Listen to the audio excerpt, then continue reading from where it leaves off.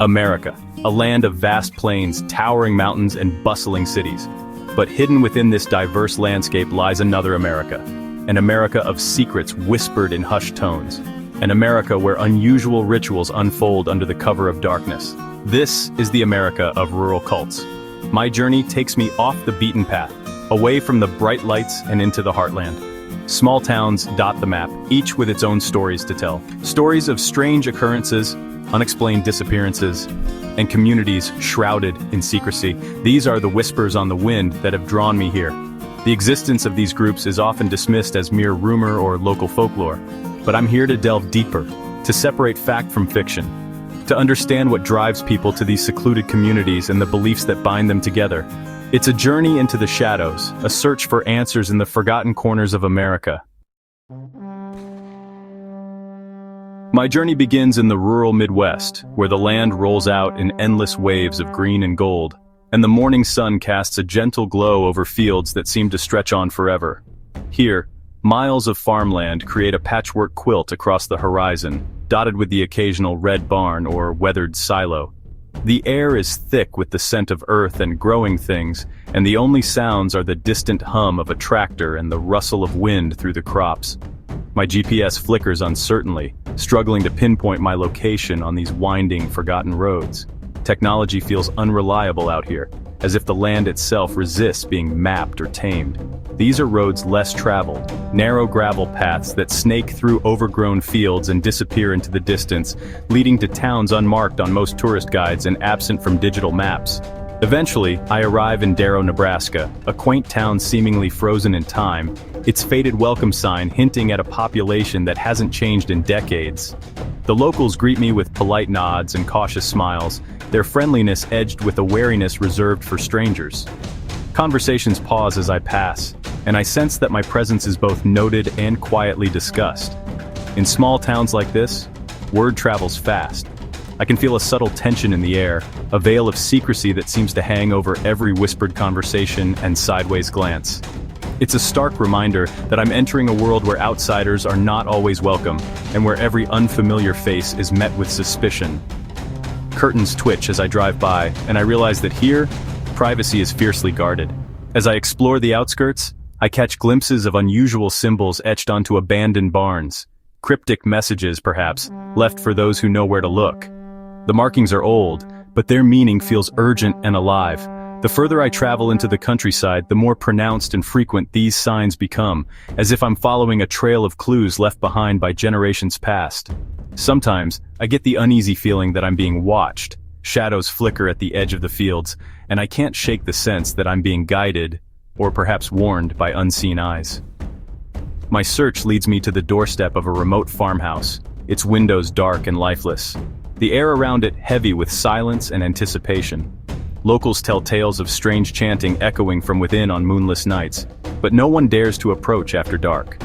The stories are always told in hushed tones, as if speaking too loudly might awaken something best left undisturbed.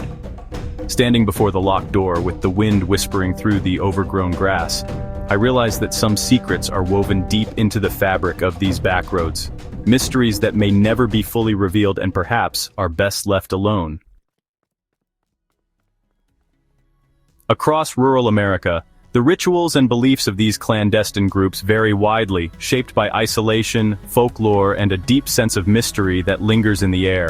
In these quiet corners, far from the bustle of city life, stories are passed down in hushed tones, and the line between myth and reality often blurs. Some of these groups adhere to distorted interpretations of established religions, twisting familiar symbols and rituals into something unrecognizable. Others, however, have broken away entirely, inventing new belief systems that draw from local legends, personal visions, and the landscape itself. Their practices, often shrouded in secrecy, range from the bizarre to the downright unsettling. Outsiders rarely witness these ceremonies, and those who do are often left with more questions than answers, haunted by what they've seen. In the shadowy hollows of the Appalachian Mountains, I hear stories of a group that worships a mythical creature said to roam the woods. Locals speak of strange footprints and eerie howls echoing through the trees at night. Their rituals involve animal sacrifices and chanting under the full moon, a desperate plea for protection from unseen forces. The air is thick with tension, as if the forest itself is holding its breath, waiting for something to answer their call. Locals whisper of strange lights appearing in the forest, flickering between the trees and vanishing without a trace.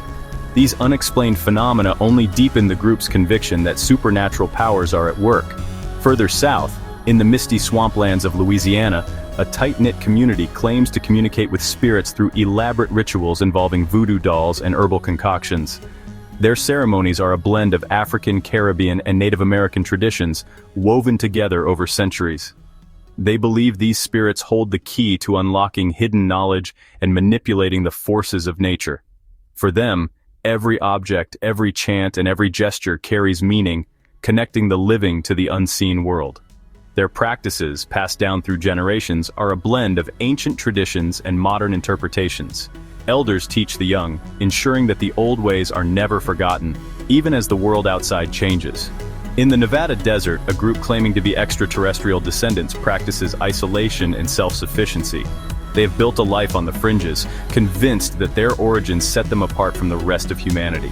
They believe the world is on the verge of a cataclysmic event, and that only they hold the key to survival. Their days are spent preparing, always alert, always watching the horizon for signs of impending doom. Their underground bunkers, stocked with supplies, stand as a testament to their unwavering belief in an impending apocalypse. In these hidden places, the echoes of strange rituals continue, shaping the lives of those who dare to believe in the extraordinary. The stories of those who have escaped these cults are often harrowing tales of manipulation, abuse, and shattered lives. For many, the journey out is just the beginning of a long and difficult road to recovery. The pain lingers, echoing in memories and shaping the way survivors see the world. Sarah, a former member of a religious sect in rural Oregon, recounts her experience with a mix of sadness and anger. Her story is not unique, but it is deeply personal, a window into the hidden suffering that so many endure in silence. "They promised us paradise," she says, her voice trembling slightly. "The leaders painted a picture of a perfect world, a place where all our fears and doubts would disappear if only we followed their rules without question. They said we were the chosen ones, that the outside world was full of sin and corruption. We were told to trust no one but them, to cut ourselves off from anyone who might try to pull us away from the group. I was young and naive, desperate for something to believe in. I wanted to feel special, to belong somewhere, and they used that longing to draw me in deeper." Sarah spent years cut off from her family and friends, her every move controlled by the group's charismatic leader. She was isolated, monitored, and made to feel that leaving would mean losing everything she had left. It was only when she witnessed the physical abuse of another member that she finally found the courage to escape. The reality of the violence shattered the illusion she had clung to for so long. "Leaving was the hardest thing I've ever done," she admits. "The fear of the unknown was overwhelming, but the pain of staying was even greater. I had to rebuild my life from scratch, haunted by the memories of what I had experienced. Every day was a struggle to trust again, to find hope, and to believe that healing was possible." Sarah's story is a stark reminder of the devastating impact these groups can have on individuals and their families. The pain of separation, the loss of time, and the damage to relationships can last a lifetime. The emotional scars run deep, a testament to the power of manipulation and the human need for belonging. Yet, in sharing her story, Sarah hopes to help others find the strength to break free and begin their own journey toward healing. The question of why these cults flourish in rural America is a complex one. Isolation, poverty, and lack of opportunity all play a role. In these remote communities, where traditional social structures have eroded, cults offer a sense of belonging and purpose. The leaders of these groups are often master manipulators, preying on the vulnerable and disenfranchised. They offer simple solutions to complex problems, promising a better life in exchange for unwavering loyalty. The vastness of the American landscape itself contributes to this phenomenon. Miles of open road and sparsely populated areas provide ample opportunity for these groups to operate in secrecy, and, the lack of outside scrutiny allows their influence to grow unchecked, often with tragic consequences. It's important to approach this subject matter with sensitivity and respect.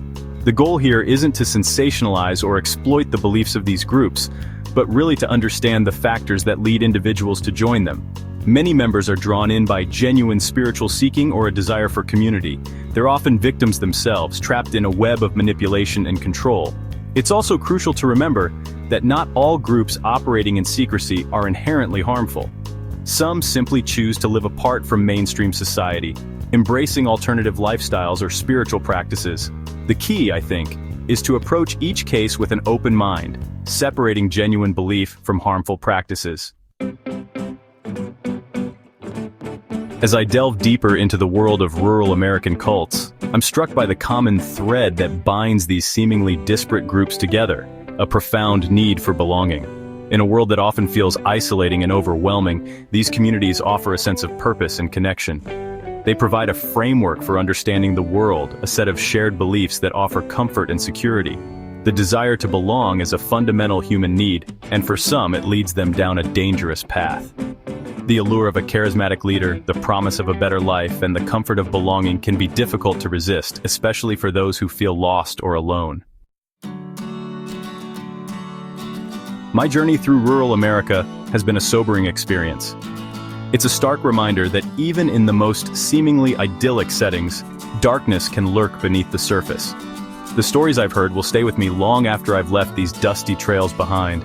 They serve as a testament to the resilience of the human spirit, but also to its vulnerability. As I drive away from Darrow, Nebraska, I can't help but wonder about the secrets that still lie hidden in this vast country. What other stories remain untold? What other communities exist beyond the reach of maps and cell phone signals? In an age of increasing isolation and division, it's more important than ever to stay curious about the world around us, to reach out to those who are different from us, to listen to their stories, and to seek understanding rather than judgment. The world of rural American cults may seem like a distant and unsettling reality, but it serves as a powerful reminder of the human need for connection and the dangers of isolation. Let us vow to stay connected, to build bridges of empathy and understanding, to remember that even in the darkest corners of our world, there is always hope for compassion and connection. Stay curious, my friends. Stay connected.